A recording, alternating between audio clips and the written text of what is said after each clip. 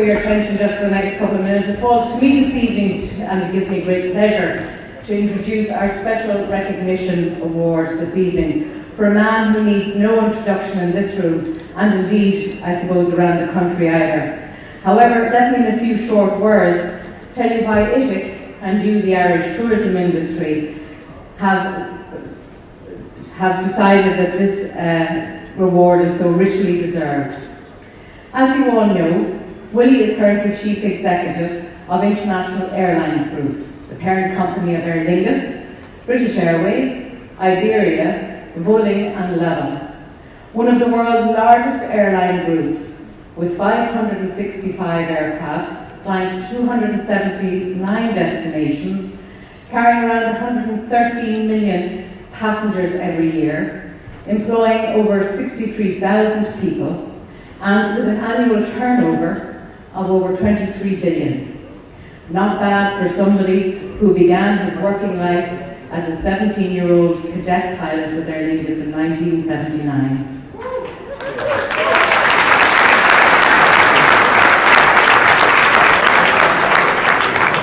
Willie became best known to us in Irish tourism from his Aer Lingus years.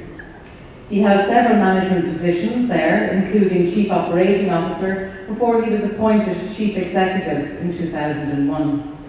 A proactive and transformational CEO, he guided Aer Lingus from the financial difficulties post 9/11 through to a stable, progressive footing. His strategy for the privatisation of Aer Lingus clashed with the then government policy, and Willie, like all good pilots, took off and beautifully landed the role as CEO in British Airways. IAG was created in 2011, and in 2015 it purchased Aer Lingus. Bolstered by a strong parent company, Aer Lingus has seen remarkable growth since then and has taken delivery of several new long-haul aircraft, has launched 8 new transatlantic services, making Aer Lingus IAG's fastest growing airline, bringing millions of tourists to Ireland. As we're all keenly aware in this room, as an island nation, air access is critical to the well-being and the success of Irish tourism. Aer Lingus has been instrumental in growing numbers dramatically from North America, all of our European markets, and the United Kingdom. And for this, Willie is owed huge credit, and we are delighted tonight to honour him with this special recognition award. So Willie will talk to us now very shortly, and I know everybody is keenly interested to hear from him. So I hope that you will all join with me in welcoming Willie on stage to join myself, Maurice and David, so that we can present to him one of our greatest global Irish ambassadors with the 2019 Special Recognition Award for his services to Irish tourism. Thank you.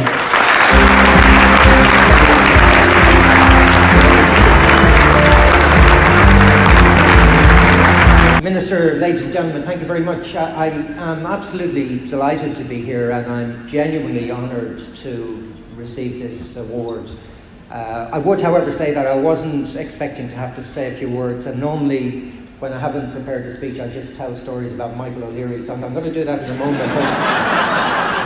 But before I do that, I thought I'd better respond to what the Minister said about that tax increase, because I disagree. And when I was listening to him deliver his words so powerfully, I was reminded, and many of you will have heard me tell this story before, but I was reminded of that famous professor of linguistics who on his first day with a new class pointed out to them that it was well known that in most languages in the world a double negative made a positive, but there was no known language in the world where a double positive made a negative, until the Irish guy at the back stood up and said, "Yeah, right."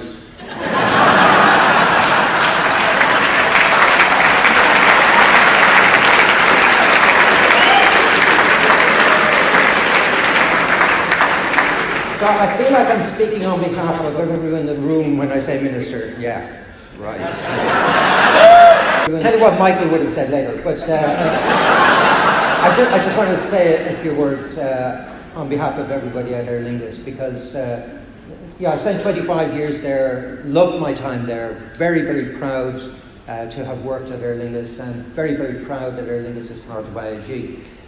We are owed, I think, a lot in Ireland and in IAG for the work that the people in Aer Lingus have done. I think Stephen Kavanagh, in his time as Chief Executive there, did an outstanding job, and I was very sad to see Stephen stand down. We're very fortunate to have Sean Doyle, who's taken over, but I know some of the Aer Lingus team were there today.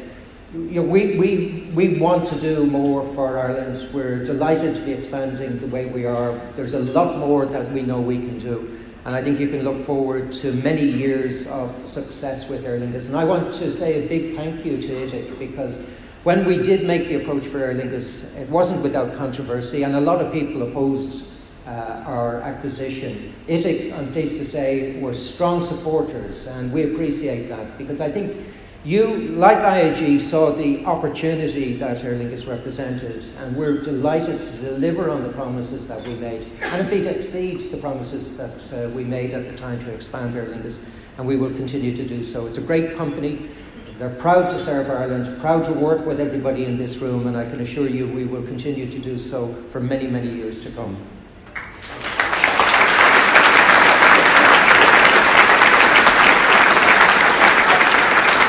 I want to extend my congratulations to all of the prize winners so far. Fantastic, absolutely great to see what's going on in the tourism industry in Ireland. I look forward to see the rest of the prize presentation. I think it is truly a great event when you can get together and celebrate the great things that tourism is doing for the Irish economy. We clearly know it's going to be challenging in the year and maybe years ahead, but the success of tourism and what it has contributed to the economy of Ireland is truly amazing, and we need to keep doing that. Now, moving on to Michael, I know you all came here to hear, but as you know, he's a man who I greatly admire.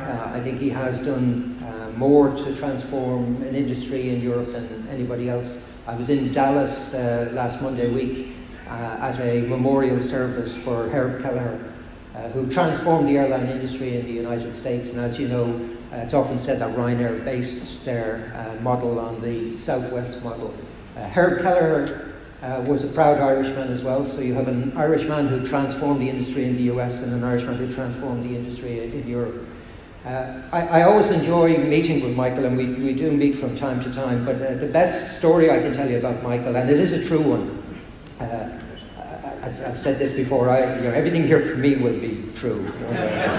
But I'm forgive me, you may have heard me say this, but I was in Glasgow. I was involved with the London Chamber of Commerce, and I was asked to speak at the Glasgow Chamber of Commerce. So after the event, I went for a pint with a friend of mine, and we went to a famous Glasgow pub called the Horseshoe. Now, it is nothing like the Horseshoe here in Dublin. To give you an idea, if you think Ryanair doing horseshoe bars, that's what this place was like. I'm standing at the bar and I'm having a pint of Guinness with my friend, and this guy who had obviously been in the pub for a few hours came over to me and he points at me and he says, "Hey, you're Michael O'Leary." And I said, No, I'm not Michael O'Leary. He said, "No, I've seen you on the television. You're Michael O'Leary." I said, "Honestly, I'm not Michael O'Leary." He said, "No, the Irish accent, the pint of Guinness, it's a dead giveaway." And he shouts to the pub, he says, "Hey, look everybody, Michael O'Leary's in the pub." So I turned to him, I said, "Listen, you leave me alone." And he stands back and looks at me, and then he goes, "I knew you were Michael O'Leary."